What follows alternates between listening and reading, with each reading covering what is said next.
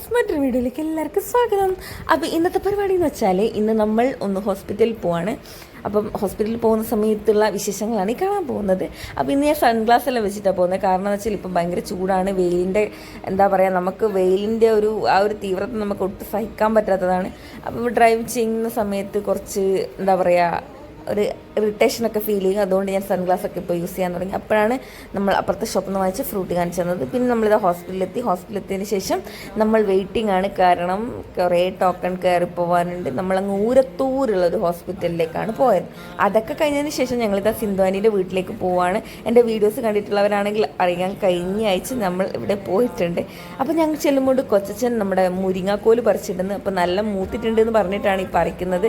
എന്നാൽ പിന്നെ സംഭവം ഒന്ന് നോക്കാമെന്ന് വെച്ചു. അപ്പോൾ കുറേ ഉണ്ടായിരുന്നു. ചെറിയ മരമാണെങ്കിലും അതിൽ കുറേ കായ്കൾ പൂത്തിട്ടുണ്ടായി.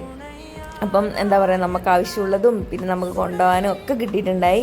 അപ്പോൾ അതൊക്കെ കൊണ്ടാണ് ഞങ്ങൾ തിരിച്ചു വന്നത്. ഇവിടെ കുറേ സാധനങ്ങൾ ഇവർ നട്ട് വളർത്തിയിട്ടുണ്ട്. കാരണം എന്താ പറയുക, വളരെ ഹരിതാപം നിറഞ്ഞ സ്ഥലമാണിത്. എന്ത് നട്ടാലും അല്ലെങ്കിൽ കൊച്ചച്ഛൻ എന്ത് നട്ടാലും എന്താ പറയുക, അത് ഭയങ്കര ഇരട്ടിയായിട്ട് വളരുക എന്നതാണ് മെയിൻ ഒരു സ്പെഷ്യാലിറ്റി എന്ന് പറയുന്നത്. അങ്ങനെ മുരിങ്ങാക്കോലൊക്കെ പറിച്ചു. അപ്പോഴാണ് ഞാൻ പറയുന്നത് എന്നാൽ പിന്നെ കുറച്ച് മുരിങ്ങാച്ചപ്പ് എടുത്താലോ എന്ന്. അപ്പോൾ പിന്നെ ഒന്നും നോക്കിയില്ല, ഒടിഞ്ഞതിൻ്റെ തന്നെ എല്ലാം പറിച്ചെടുത്തു. അപ്പോൾ മുരിങ്ങ പൂവ് കണ്ടു, പൂവും വറവിനാക്കുമല്ലോ. അപ്പോൾ അതും കൂടി ഞാനിതാ പാക്ക് ചെയ്യാണ്. അപ്പോൾ എൻ്റെ കയ്യെത്തും ദൂരത്ത് ഒരു മുരിങ്ങാക്കോല് കണ്ടപ്പോൾ ഞാൻ അതും അങ്ങോട്ട് പറിച്ചെടുത്തു.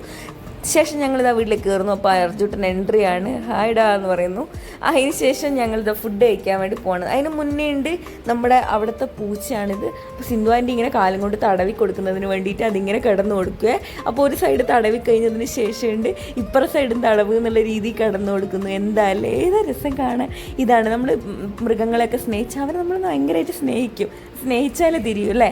അങ്ങനെ ഞങ്ങളിതാ ഫുഡ് കഴിക്കാൻ വന്ന് നോക്കുമ്പോൾ കുറേ കറികൾ ഇതൊക്കെ കൂട്ടി അങ്ങ് അടിച്ചു. ശേഷം എന്താ പറയുക, ഇതൊക്കെ കൂട്ടിയടിക്കുമ്പോൾ എനിക്ക് എന്തൊരു സുഖമാണെന്ന് അറിയുമോ. അല്ലെങ്കിൽ കുറേ കറിയും കുറച്ച് ഫുഡും ആ സീനായിരിക്കും. അങ്ങനെ മനോഹരമായിട്ട് യാത്ര പറഞ്ഞ് മറ്റൊരു വീഡിയോ കാണാൻ. Tata, bye bye.